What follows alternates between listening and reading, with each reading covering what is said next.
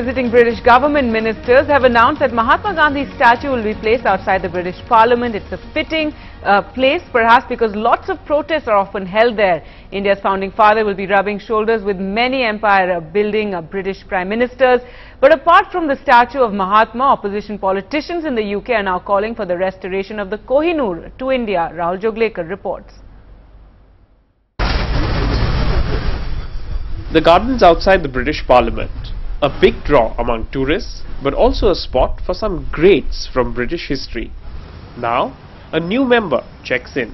Mahatma Gandhi is not just an inspiration to Indians and British Indians, he's an inspiration to the whole world.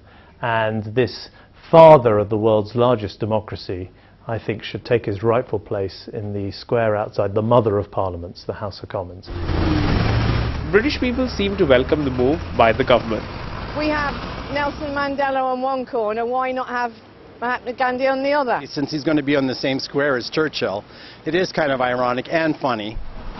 Opposition Labour MP Keith Vaz welcomed the move, but exhorted the British government to concede to another long-standing demand. We do have in our country a number of things that belong to India, and the Koh-i-noor diamond does belong to India, so it really has to be returned at some stage. Maybe Mr Osborne and Mr Hague, while they're out there, would also like to hand it back.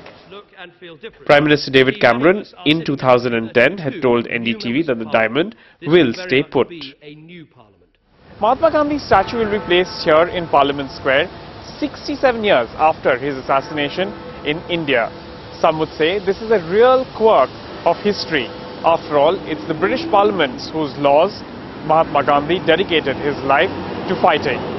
Of course, another big irony that's not lost on anyone is that his statue will be placed very close to the statue of Winston Churchill, the great British Prime Minister who once called Mahatma Gandhi a half-naked Indian fakir.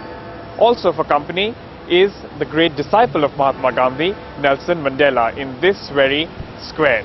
This is Rahul Joglekar in London for NDTV.